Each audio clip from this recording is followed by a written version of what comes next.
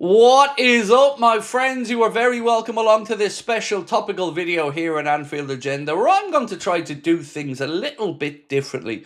Normally, when people make the type of video I'm about to make, they would go with the top 5 most delusional fan bases on social media, but I wanted to be a little bit more kind and I wanted to go in the opposite direction. So what I'm going to try to do over the next few minutes is give you my real life lived experience of my interactions with Premier League football fans through my time online, whether that was on Twitter back in the day, on YouTube now, or any other interactions I've had, and rank the 5 best fan bases or the 5 most enjoyable fan bases that I've dealt with. I think there's going to be some surprises in here for you. And remember, this is just my lived experience. I'm not saying these are the best 5 fan bases, but the ones that have always been fair to me or I've gotten on with and I've always had good fun interacting with. So I'm going to do my best to go through them. Feel free to play along in the comments if you'd like. I'd love to know the ones that you enjoy getting on with, if there are any. And of course, don't forget to hit that subscribe button. Now, ladies and gents, you are currently in the middle of the international break and we are only, well, a very short time away from my final ever stage show. We're going to be at the Hot Water Comedy Club, Liverpool, the night of the Manchester United game, Sunday 19th of October. You can get the remaining tickets with that QR code on the screen, priced at just £15. And all the money that we raise on the night will be going towards Joe's Wheelchair Basketball Fund, which we are very, very happy to contribute to. Right, so let's get stuck in. We're going to work from 5 to 1. 5th on the list is probably one that's going to surprise you a little bit. I've gone for West Ham, because there aren't too many West Ham fans that I have interacted with over the years, but the likes of Corey and other ones that I have always been good fun. I'm thinking about, over the years, the interactions I've had doing previews with fan channels and just interacting with West Ham fans online. And Russ, the old stadium announcer from West Ham as well, who runs a West Ham fan account, an absolute gentleman. So West Ham come in, maybe a surprise 5th place on my list, because I've always enjoyed my time with the Hammers fans online. Again, this is my real world lived experience. I'm not saying you have to agree with it, but I've always enjoyed my time interacting with West Ham fans. So for me, I had to make the top 5 list, but right there at number 5. Moving on next, well, it's a North London club. It's not the one you're thinking of. That was the other North London club. 4th on my list, I've gone for Spurs fans. Again, similar thing to West Ham fans. I've always just enjoyed interacting with them. I've always found them to be pleasant. I've always found them to be not deluded more than anything. And look, it doesn't hurt when you've got a couple of friends who are Spurs fans and you've interacted with them over the years. I've always found them to be a more realistic set of fans than others, and certainly less toxic towards me in any dealings I've had with them.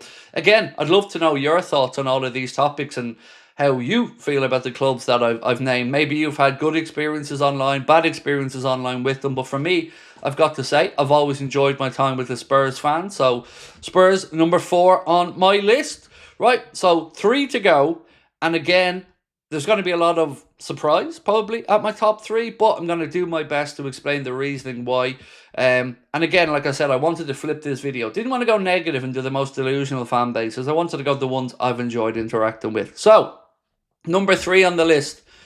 Believe it or not, we're sticking with North London. I'm going to go for Arsenal. There are delusional Arsenal fans out there, and why I'm saying I've interacted with is so I don't go near the AFTVs of this world or any of those type of channels because, well, probably the same reason you do or don't watch them. I just don't find that they're my type of people or my type of content. But my good mate Lee Gunner, I always enjoy interacting with him online, and of course I find that he's very reasonable and very honest in his assessment of his own team. There's a couple of Arsenal fans that are always in our nightly streams, the legend. I'm talking about you, Sarah. Hope you're watching, and again, thank you for all your support over the years. So I tried to balance it out. For all the toxic fans, the ones that I interact with on a daily basis, maybe it's just that I've gotten lucky.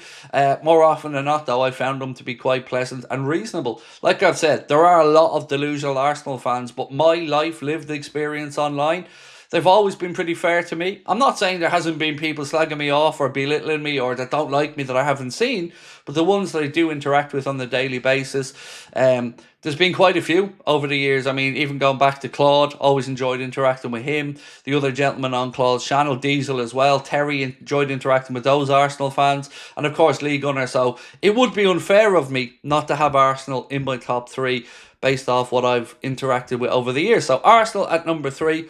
And then at number 2 and number 1, you couldn't have probably a more, well, fan bases that don't like each other very much. So at number 2 on my list, Leeds United. And there's a few reasons for this. I know quite a few Leeds fans from, my years making content online. Joe is one of my favourite content creators, and we've done bits and pieces together as well. And I just find Leeds fans to be good fun. I attended a Josh Warrington fight as well, and we were interacting with Leeds fans all the way through that. It was over at Headingley, and I found my time over there to be brilliant. I found all the people in Leeds and Bradford to be absolutely brilliant, and I just really enjoy interacting with Leeds fans. And it doesn't hurt that we both have a disliking of Manchester United ever doing well. But to me, Leeds fans are just a good bunch. And, being honest, when I started to sit down to write out these top 5 and think about my thoughts, if this video was made a year ago, there would be no doubt in my mind that Newcastle fans would be on this list and pretty high up. But since the whole Alexander Isak saga, that obviously has thrown that out the window because, well, it got a little bit vitriolic, shall we say. So at number 2 on my list are Leeds United, because I think their fans are good people and realistic about what their team can and can't achieve.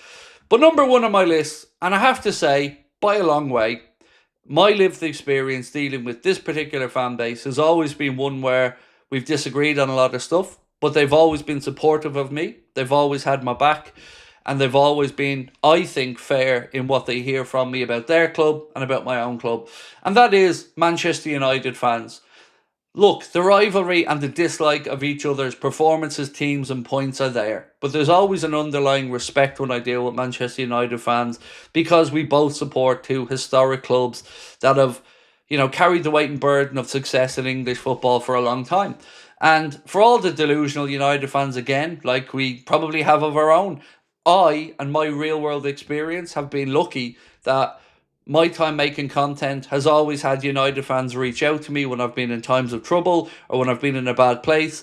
And I've always appreciated that. And I've promised, going back years, and you can watch the content, I'll never forget it. A rivalry is there, but it's a rivalry for me built on respect and a competitive edge. And that's why I put Manchester United fans at the top of the list for me.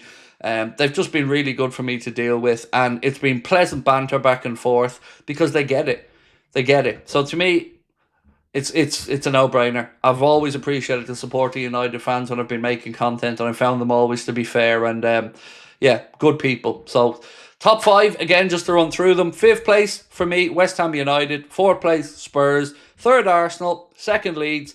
On top of the pile, Manchester United. And remember, these are the 5 fan bases from my lived experience making content. Love to know yours. Do let me know in the comment section. Appreciate you guys taking the time to watch.